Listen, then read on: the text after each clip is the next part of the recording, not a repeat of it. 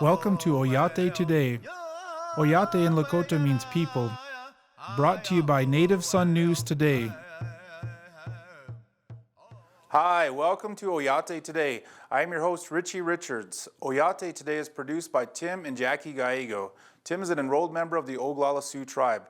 Our guest tonight is Mr. Kevin Fasthorse, an Oglala Lakota artist here in Rapid City. Thank you so much for being here today, sir. Thanks for having me, Richie. Yeah, this is going to be a good show. I'm really excited. So thanks for coming in and taking the time to visit with us today. No problem, no problem. Could you tell us a little bit about yourself, sir? Just born and raised here in Rapid City, South Dakota. Lived here all my life, and I love doing the artwork. Sure, so you've been in Rapid City for all of your life then? All my life. I've been here in the flood. I've been here before the flood. I remember a lot of Old Town, New Town now, how it's grown, and it's just wild now. That's pretty amazing, yeah. So you became an artist at a very young age. Who was some of your inspirations in becoming an artist? I know that your family is largely known in the art world, but who has been your inspiration? One of my biggest inspirations and influences was my Uncle Nick Fasthorse. He was a World War II veteran, and he did a lot of artwork here in town, around town. He did construction, but the native art was one of his pride and joys. So. Mm-hmm. Was he the one that helped to build Dinosaur Park then? He helped build the dinosaurs. He did fireplaces. He could weld. He'd carve. He did a lot of things, you know. So he was really good at his craft. So who's your biggest influence outside of Nick then? I know that your family was artists as well, but I would have to say Jim Little Wounded. Mm-hmm. I seen his work and I was like, wow, I want to do this. Yeah, what was his artwork like? Just very pre-reservation, items. That was just, he had a touch that just it drew your attention and it inspired you. I love his work. Mm-hmm. Do you think spirituality plays a role in some of your artwork then? Oh, it plays a role in everything we do. How so? Just the spirit of the animal, to honor it using its hide. A lot of things need to be blessed. I smudge myself a lot before I do skulls, animal skulls, when I cut up hides, things like that. And so a lot of spirituality goes into it, and then a lot of the symbols come out on the pieces too. So as a result of those as a result of it's partial vision, it's partial dream, it's all there. Mm-hmm. I'm not an artist, so it's really interesting to know and understand and kind of want to learn how these pieces are created, because you see them when they're done, and you kind of look at them visually, but you don't understand that spiritual element that goes into them. So I just wanted to kind of touch base on that with you a little bit. You bet.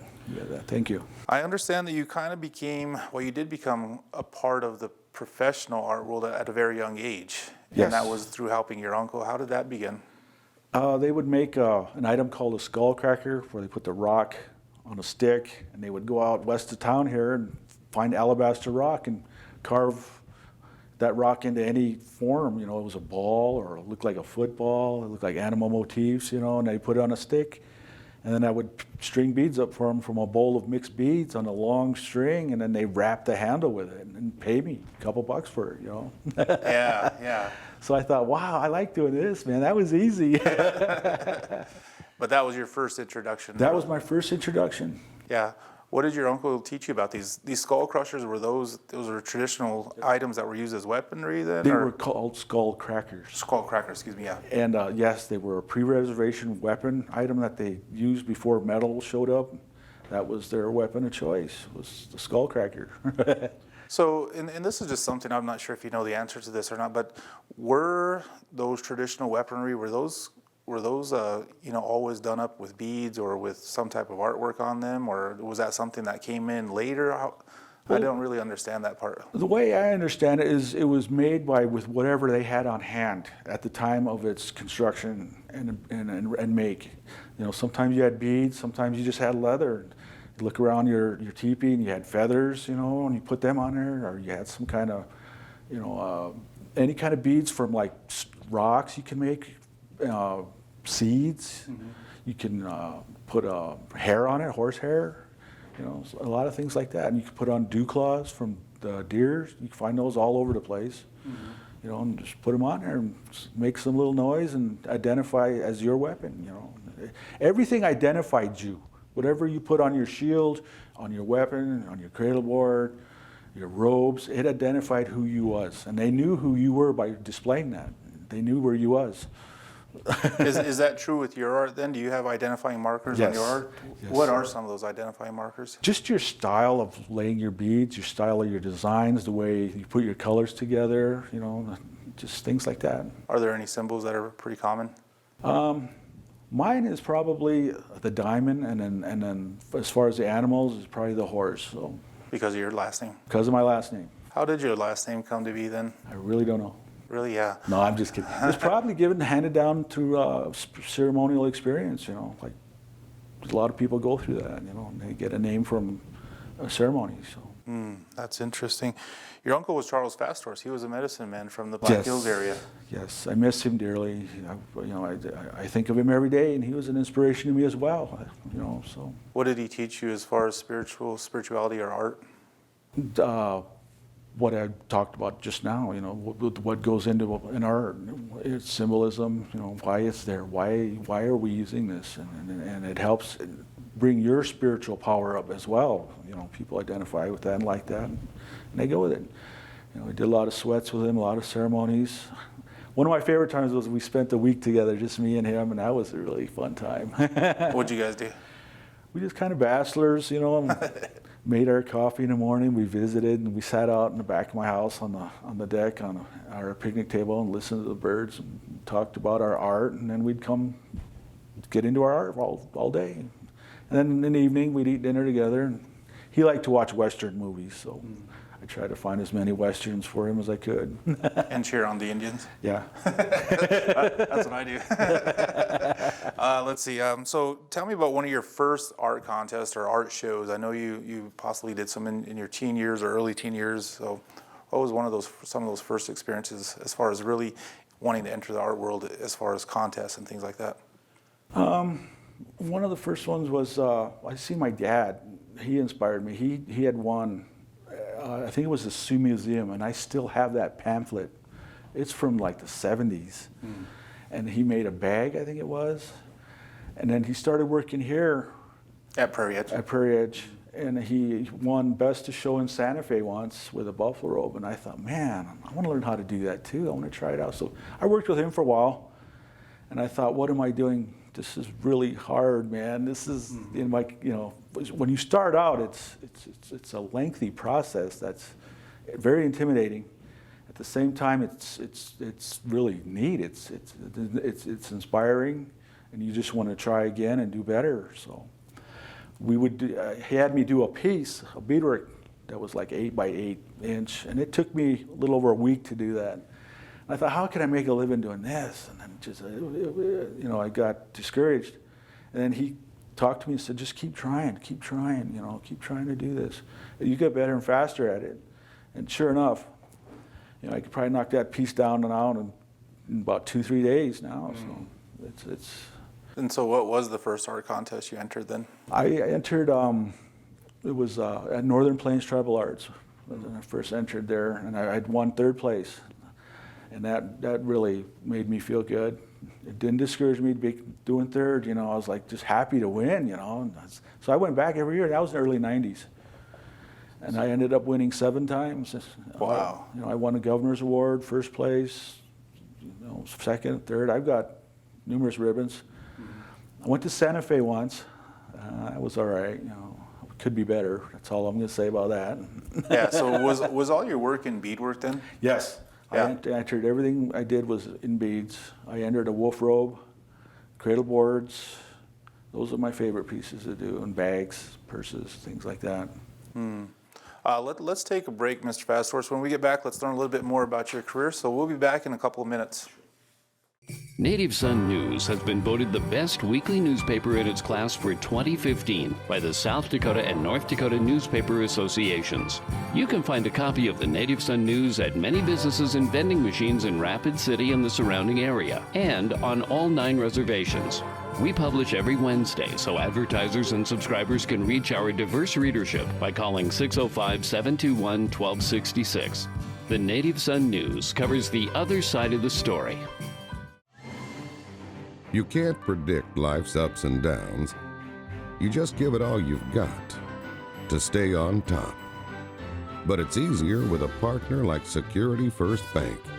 Since 1898, we've been riding with you through the country's biggest ups and downs. And this is where we'll stay. Security First Bank, a relationship you can count on. Member FDIC. I want some more. What's he doing? But he can't. Look at him. It's just not done. Please, sir, I want some more. More? More? More? Please, sir. He has asked for more! Thank you. What? Well, he did say please. Sir. Yes, he did. And thank you. Yeah, and thank you. He's a wonderful boy. A delightful boy. Please, and thank you. Pass it on. Thank you. Hi, welcome to Oyate Today. Once again, our guest tonight is Mr. Kevin Fasthorst, an Oglala Lakota artist whose work here is featured here at Prairie Edge. Thank you so much for being here, sir. And speaking of your work, I'd really like to see the cradle board that you brought to the show tonight. Could you pull that up and kind of let us see that? Sure. And there's a lot of stuff happening on this. And I just want to make sure that we kind of cover some of this. You had talked about some of the symbolisms. And for one of the things that I noticed is that this is a horse here. And there's a horse head and a feet here. And you got 4, looks like, are those horseshoes? Horse tracks. Horse tracks. Horse tracks. Yeah. Yes. And so, and this is actual horse hair then? This is actual horse hair, yes. Wow. Yes. I got the inspiration from, like I said, one of my inspirations was Jim LeWounded. Here's one of his dance sticks right here. If you kind of look at it, it's very similar. It's almost pretty much similar. Yeah, definitely. Yeah, and so I didn't want to do what everybody else was doing.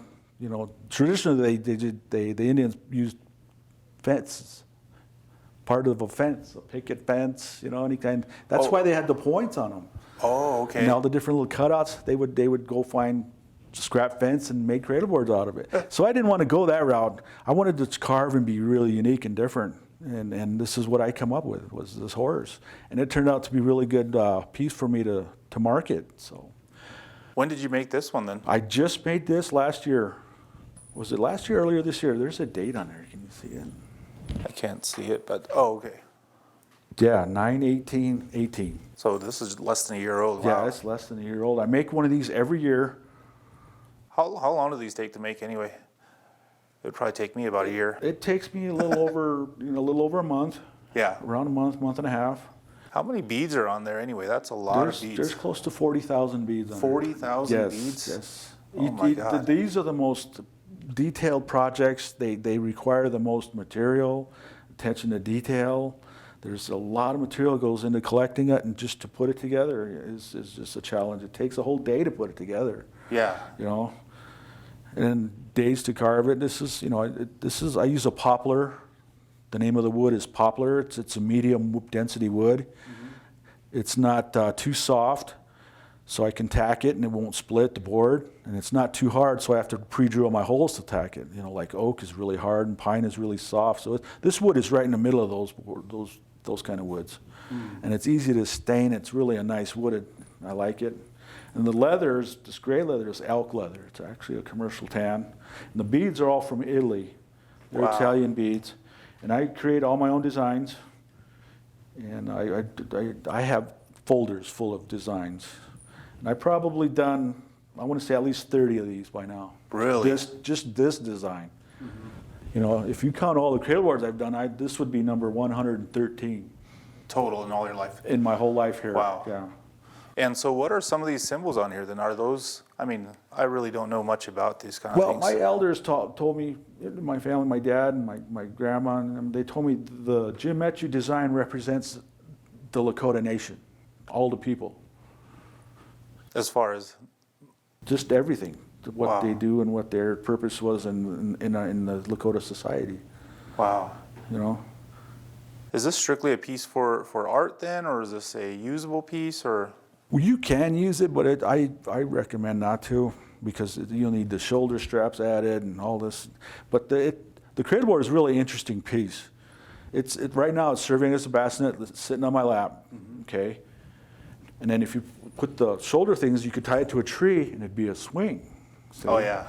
And then if you just set it down like this, it serves as the high chair now, see? So it's really practical. Practical. And they usually stuff them with dry moss. That was with the absorbent diaper, I guess, you know? Yeah. Really neat thing.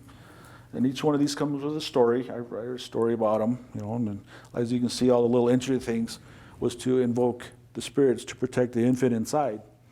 And then we gave it a turtle amulet as a good luck charm and protection from evil spirits. The baby's navel cord, a little piece of it was dried for 4 days and put inside, as well as any herbs such as sage, cedar, sweetgrass, whatever you wanted to put in there. And this was worn the entire life of the child, from baby, infancy to death. Wow. Yeah. And that's why they have the turtle amulets Yes. by their like Usually bassinets there's or two. cribs. We usually make two, and the other one was a decoy. So What would be the decoy for then? just for the spirits to get confused. Oh, okay. Wow, okay. Yeah, no, that's interesting, definitely. Yes. Let's see. Tell me about how you first, and this is a great piece, by the way. Thank you for sharing that and those information with that, definitely. Tell me about how you first broke into the professional art world then. What was that like for you, and really wanting to kind of let this be your profession for life then? I worked with my dad. He asked me, invited me to work with him on doing a very large order for some traditional items, such as, we called them mirror bags. They were like a purse. And so I got into that, and then I met the owners of Prairie Edge, Ray Hillenbrandt and his wife Rita, and they asked me if I wanted to do this, and I said I really wasn't sure, because it's really, you know, a painstaking job. It's kind of hard, man, if you don't know what you're doing. Sure. So I thought, well, I'm going to try it. And they said, well, learn all you can from your elders, man, and do this. We want you here. So I never looked back from that point. I'm here 32 years. I'm still doing it, you know, and I love it. Now, Prairie Edge wasn't called Prairie Edge back then. Yes, it was. Was? Yes. Wow, okay. Was it the exact same setup then, or how was it? Oh, no, it was in a really small store when we first started. And their first store was in Deadwood, I think it was. And I've been up there a few times when that was going on to sell some work. And then, like I said, it was a small store here before it turned into what it is now. And I had a studio down there, and we sell to a lot of different people. I mean, all over the world. I met a lot of movie stars, rock stars that I did stuff for. You know, I have buyers now and collectors who just buy just my stuff, you know.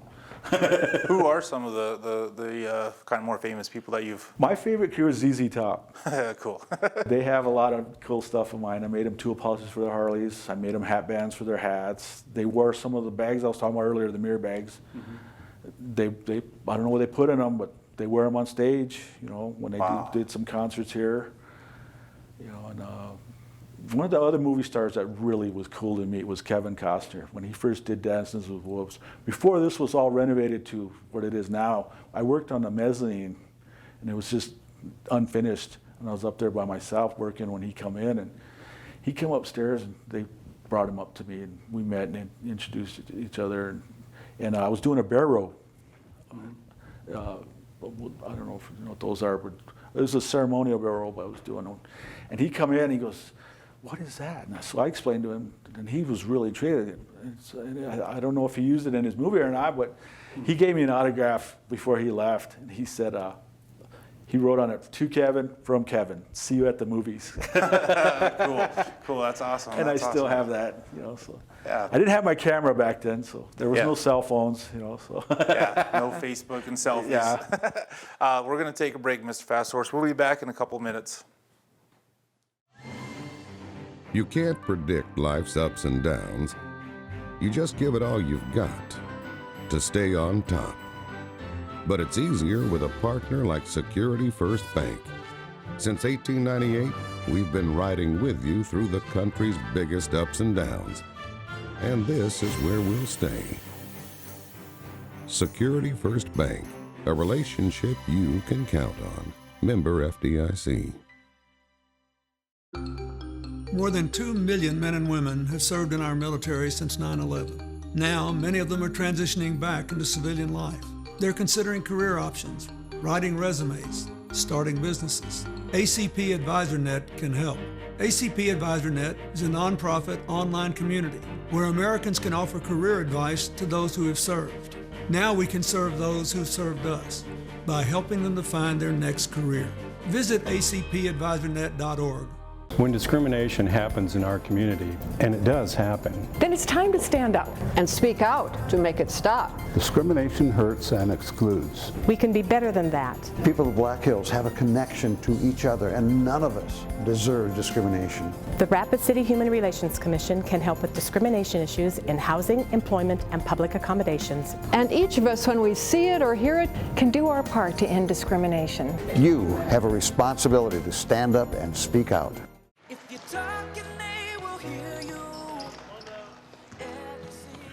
Why are we getting killed like this? Kyle's not here. Got caught drinking beer in the park a couple of nights ago. Really? Yeah, 0 tolerance. He's out for the season.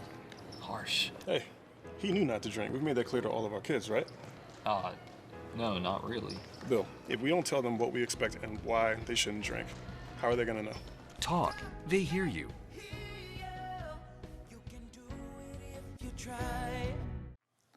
Hi, welcome back to Oyate Today. Once again, our guest tonight is Mr. Kevin Fasthorse, an Oglala Lakota artist whose work is featured here at Prairie Edge and who's been working here for Prairie Edge for about 32 years now. Thank you so much for being our guest tonight again.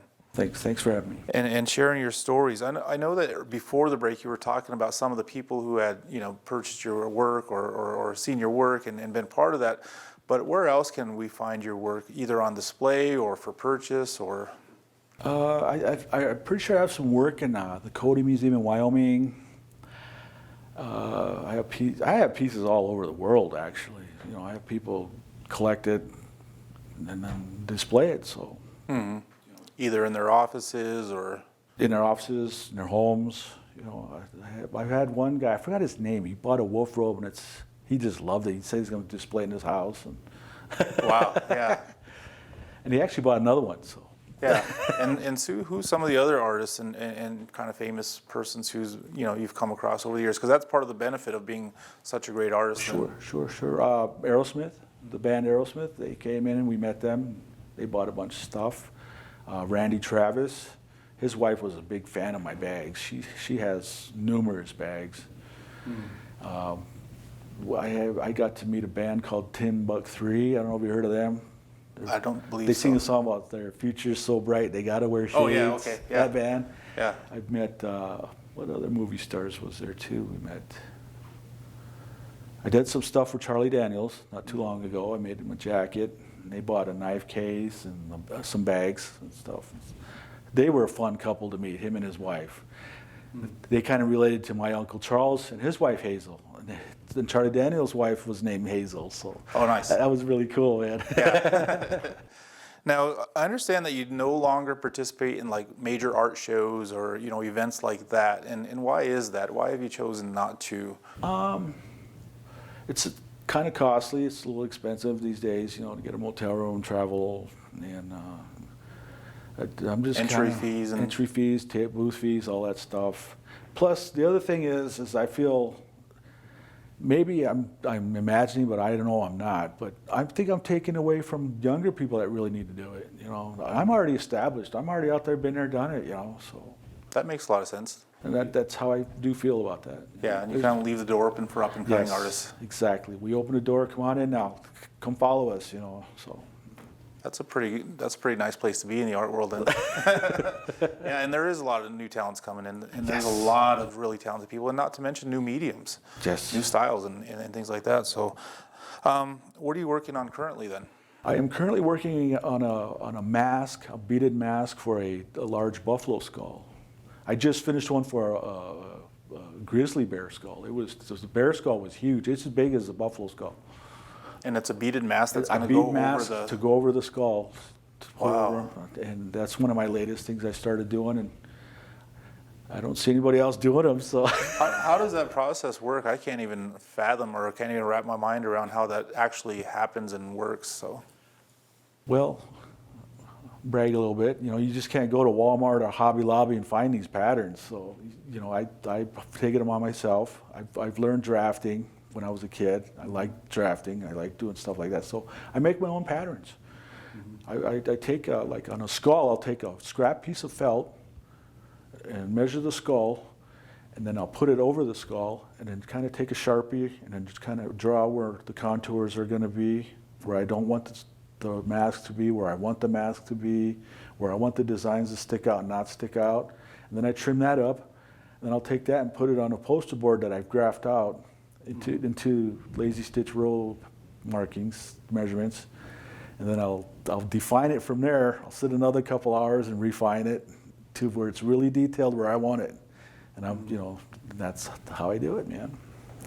Wow, I'm a very organized person, so Why animals in your art then? Why use bear skulls or buffalo skulls? Why animals? They played a very significant role in the Lakota religion. You know, their symbols were always seen in ceremonies and sweats, and that's why a lot of Native people have animals as part of their last name, such as mine is Fast Horse. So I like the horse. And there's other stories about our family and horses. So, do you think art helps to keep you kind of centered and balanced then? Because there's that spiritual connection to your art. Does that kind of help keep you? Yes. In that way? Yes, I always tell people this is my drug. This is my drug of choice. I'm addicted to doing this art. There's not a day goes by I do not do it. You know, even if I'm tired, I shoveled snow all day. You know, I'll go downstairs and sit for another few hours and bead. I have to bead every day. I love it. I love doing it. That's your medicine. It's the best way to keep our culture going. Hey, thank you, Mr. Fast Horse. Thanks for coming on our show and sharing your life and your work and everything you're doing for our community. So I just want to thank you for coming on Oyate today and keep up the great work, and hope to see your work out there sometime. I want to thank our producers. I want to thank our sponsors. I want to thank Prairie Edge for hosting our show tonight. And I want to thank you for making Oyate today a part of your night.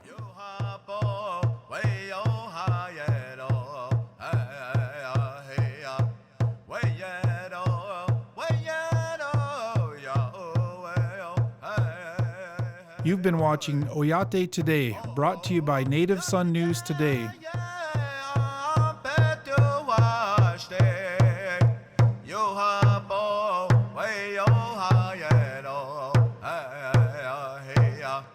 Way